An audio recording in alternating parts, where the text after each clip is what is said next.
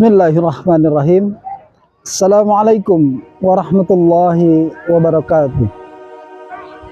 Tabarakallahu rabbul alamin alladzi khalaqal insana fi ahsani taqwim thumma radadnahu asfala safilin illal ladzina amanu wa amilus solihati falahum ajrun ghairu mamnun. Asyhadu an la ilaha illallahul malikul haqqul mubin wa asyhadu anna Muhammadan abduhu wa rasuluhu shadiqul wa'adil amin. Kama qala Allah Ta'ala fi kitabihil karim wa huwa asdaqul qailin. A'udzu billahi minasyaitonir rajim. Bismillahirrahmanirrahim. Wa idza adzana rabbukum la in syakartum la azidanakum wa la in kafartum inna adabi lasyadid. Al-ayah. Shadaqallahul adzim. Sahabat Habib TV yang dirahmati Allah Subhanahu wa Ta'ala, alhamdulillah, dalam kesempatan yang berbahagia ini kita dipertemukan kembali dengan channel Habib TV yang insya Allah dengan sajian, insya Allah dengan kajian dari Habib TV ini mudah-mudahan menjadi wasilah datangnya pintu hikmah, pintu hidayah dari Allah Subhanahu wa Ta'ala. Amin ya Allah ya Rabbal alamin. Dan juga tidak lupa selawat serta keberkahan semoga tetap tercurah limpah kepada baginda alam Habibana wa Nabiyana wa Maulana Muhammad sallallahu alaihi wasallam, kepada para sahabat sahabiat, tabi'in tabi'at, kaum mukminin mukminat, summa amsal wal amsal. Mudah-mudahan kita berharap kita sebagai generasi terakhir, generasi umat Nabi Muhammad terakhir, mudah-mudahan tergolong menjadi generasi-generasi solihin, generasi yang meneruskan langkah risalah, langkah penegakan risalah di muka bumi ini. Amin, amin ya Allah ya Rabbal alamin. Sahabat Habib TV yang dirahmati Allah Subhanahu wa Ta'ala, diawali dari mukaddimah kami kebersyukuran.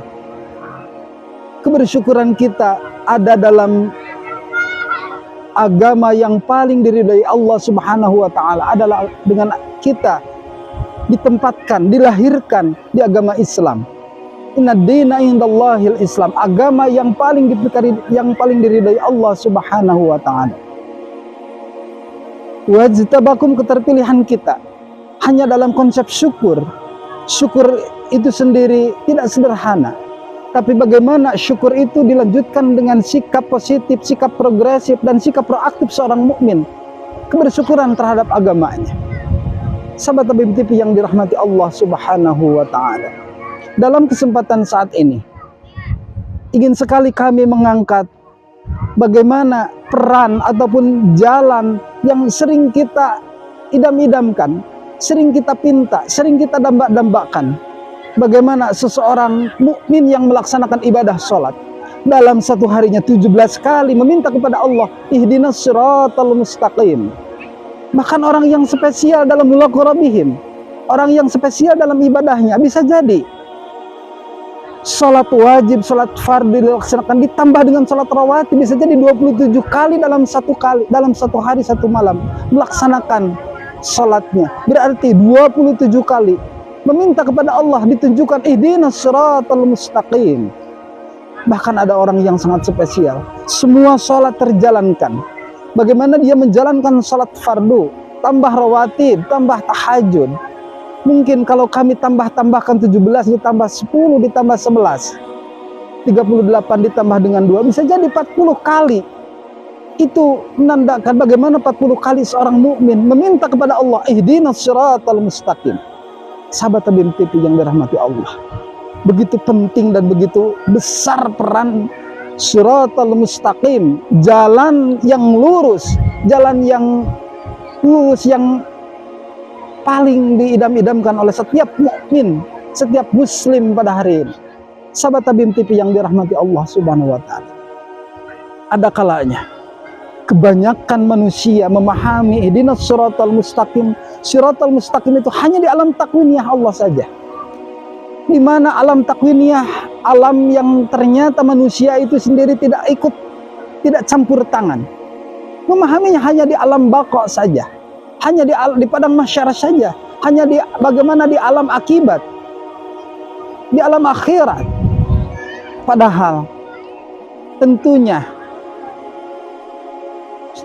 Siratal mustaqim itu adalah bagaimana dambaan, atau mungkin bisa jadi proses, ataupun bisa jadi misi dalam menjalankan untuk menuju kepada ridha Allah Subhanahu wa taala. Sahabat Tabim TV yang dirahmati Allah, dalam hadis Abu Daud disampaikan, ataupun kita bisa melihat bagaimana hadis-hadis yang lain. Hadis Abu Daud mengatakan antara neraka dan surga itu terbentang sirat. Tidak dikatakan itu adalah siratal mustaqim dalam hadis tersebut, tapi sirat, ada jembatan antara neraka dan surga yang menghubungkan antara neraka dan surga Allah Subhanahu wa taala.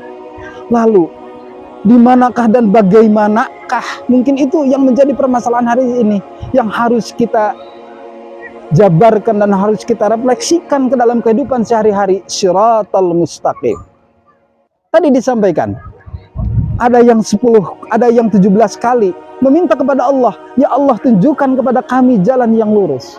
Ataupun tadi ada orang yang sangat spesial, bahkan sampai 40 kali dalam satu hari satu malam meminta kepada Allah menunjukkan siratal mustaqim. Padahal dalam ayat selanjutnya pun Allah menjawab dalam Al-Fatihah, ihdinas siratal mustaqim. Allah meneruskan ayatnya adalah siratal ladzina an'amta alaihim. Ternyata Allah menjawab bahwa siratal mustaqim adalah jalan yang telah Allah memberikan karunia kepadanya. Yang menjadi permasalahan hari ini, kita tidak memahami bagaimana wujud dan aplikatif daripada siratal mustaqim hari ini. Kami sampaikan orang-orang yang spesial yang tadi katakan dalam Al-Fatihah disampaikan siratal ladzina an'amta alaihim. Orang-orang yang telah mendapatkan karunia dari Allah Subhanahu wa taala. Mereka lah orang-orang yang sangat spesial. Yang pertama, alladzina an'ama alaihim minan nabiyyin was-siddiqin. Yang pertama adalah bagaimana para nabi menjalankan siratal mustaqim, menjalankan risalahnya. Kita melihat perjalanan Nabi Adam alaihissalam sampai ditutup dengan Nabi Muhammad sallallahu alaihi wasallam. Allah sampaikan, kalau kami simpulkan berarti siratal mustaqim, bagaimana kita mengikuti jejak langkah dari baginda Rasulullah sallallahu alaihi wasallam. Sebagaimana Al-Qur'an dalam Al-Ahzab disampaikan dalam Quran surat Al-Ahzab ayat 21. Laqad kana lakum fi Rasulillahi uswatun hasanah liman kana yarjullaha wal yaumil akhir wa dzakarallaha katsira.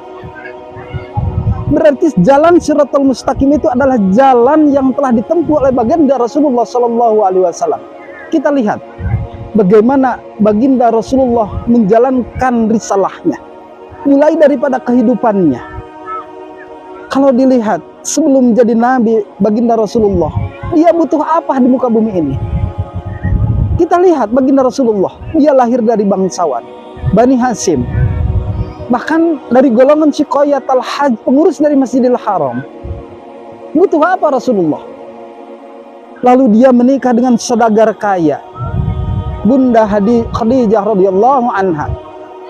Bahkan ada yang mengatakan pernah disampaikan dalam sebuah hadis, sepertiga Mekah terkuasai hartanya. Butuh apa Rasulullah sallallahu alaihi wasallam? Bahkan di masyarakat Arab jahiliyah, seorang baginda Rasulullah sudah diberi gelar Al-Amin, dapat dipercaya.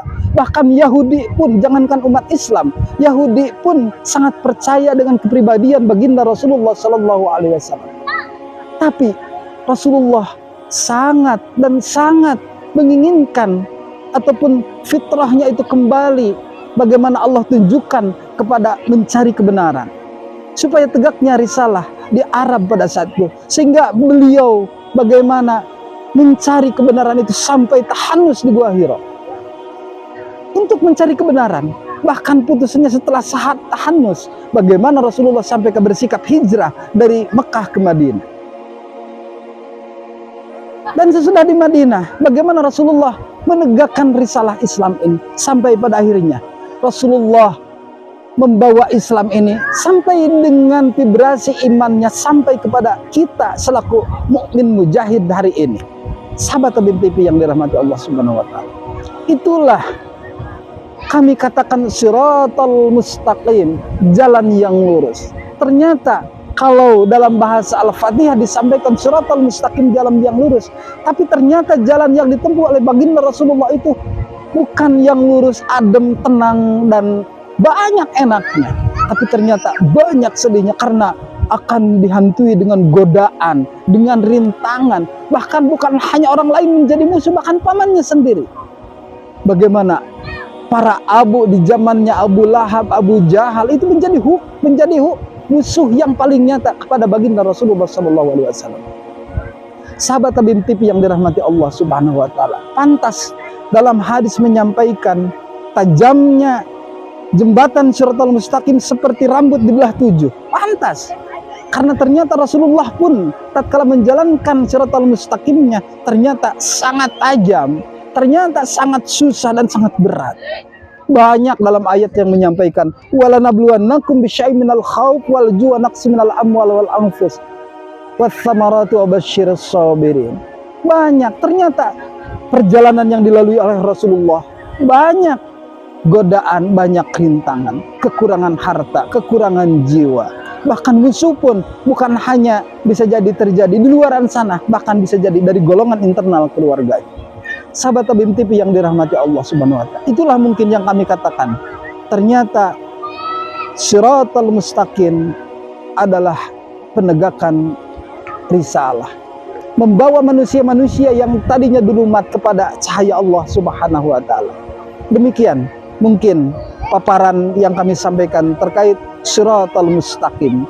Jadi jelas terhubung antara bagaimana kita melaksanakan ritual ibadah sholat yang kami katakan tadi 17 kali, ada yang 27 kali, ada yang 40 kali, terhubung dengan kehidupan sehari-hari.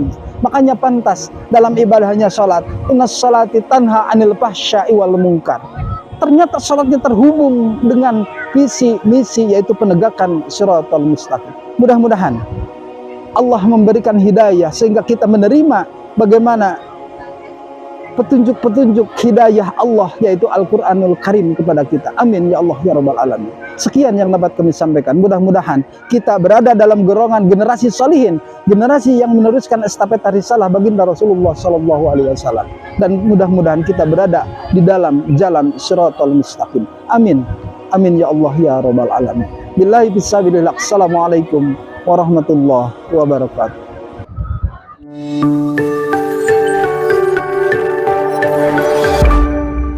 Habim TV, mencerdaskan umat.